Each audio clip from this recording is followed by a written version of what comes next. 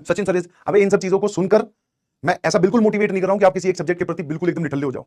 उसका हर्जाना आपको भुगतना पड़ेगा बेटा, जी एडवांस में कहीं पर भी भुगतना पड़ सकता है यार, ठीक है। Please be very conscious about every subject. At least minimum आप पढ़ाई करके जाइए, आपकी कट ऑफ क्लियर हो जाए। अगर मैं अपनी बात करूं तो मेरी जी एडवांस में केमिस्ट्री की जो इंडिविजुअल कट ऑफ होती है पेपर 1 पेपर 2 मिलाकर, वही मुझसे पार नहीं हुई, समझ में आया? तो ये कोई प्राउड बात नहीं है बताने वाली, समझ में आया? ये कहीं ना कहीं कामचोरी की निशानी है। तो ये कहानियां किससे इसलिए सुनाता हूं ताकि आपका मन हल्का रहे, और दूसरा इससे आप कुछ सीखें भी कि एक सब्जेक्ट अगर आपका इतना कमजोर है, इतना वीक है कि आपसे वहां पर अगर इंडिविजुअल कट ऑफ पार नहीं हुई, तो फिर आप चाहे मैथ्स में आप कितनी भी किताबें सॉल्व कर रखी हो, आपके कोई भी सवाल बना देते हो, उससे कोई फर्क नहीं पड़ेगा, कोई आके पूछेगा भी नहीं। क्योंकि सब चीज तो ये पूछेंगे, या सब लोग जो पूछेंगे वो पूछेंगे रैंक कौन सी आई और आईआईटी कौन सी मिल रही है। ये थोड़ी पूछते हैं कभी भी आपके यार एग्जाम दे के आए हो तुम लोग, या कभी भी एग्जाम दिया है तुमने, 10वीं का एग्जाम दे के आ रखे हो, क्या पूछा जाता है? Total percentage.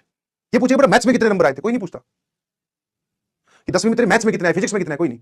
एक जनरल आंसर आता है कि पूरे कितना है। जैसे तूने बोला 94 95 सब समझ गए, वैसे ही सेम आईआईटी का भी है भाई, ठीक है। हाँ, तो इसलिए मैं आप लोगों को बोल रहा हूं कि please be very conscious and very, क्या बोलते हैं उसको, फिर अंग्रेजी खत्म होगी, बी वेरी सेलेक्टिव। और इतना सेलेक्टिव नहीं होना कि आपने एक चैप्टर ही छोड़ दिया या फिर एक पूरा सब्जेक्ट ही छोड़ दिया, नहीं, उससे तो आपको नुकसान भरना ही पड़ेगा।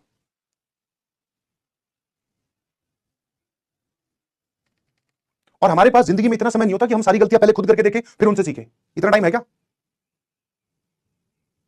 ये जो स्टोरी कहानी किससे हम सुनते हैं सर, उनसे हमें सीखना भी होता है कि अच्छा ये गलती सर आपने की थी, ये मैं नहीं करूंगा। फिर कोई और कहानी सुनी, कोई और किस्सा सुना, किसी भैया दीदी से मिले कि मैंने बोर्ड्स को बहुत हल्के में ले लिया था, बोले अच्छा मैं नहीं रुकूंगा। समझ पा रहे हो नहीं समझ पा रहे हो? तो अपने पास जिंदगी में इतना टाइम नहीं है कि हम सारी गलतियां जो मार्केट में अवेलेबल है पहले वो करें फिर उनसे सीखें, नहीं।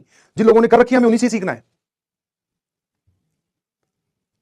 समझ पा रहे हो नहीं समझ पा रहे हो?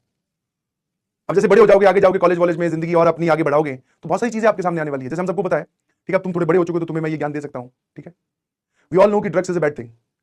अब तुम्हारा एटीट्यूड ये है कि पहले सर मैं एक बार वो चेक करके देखता हूं कि होता कैसा है, फिर मैं उसको छोड़ दूंगा। किस लिए भाई, क्यों? जाना ही नहीं है उस रास्ते में कभी। अपने आप को पहले से समझा के रखो। समझ पा रहे हो नहीं समझ पा रहे हो? हाँ।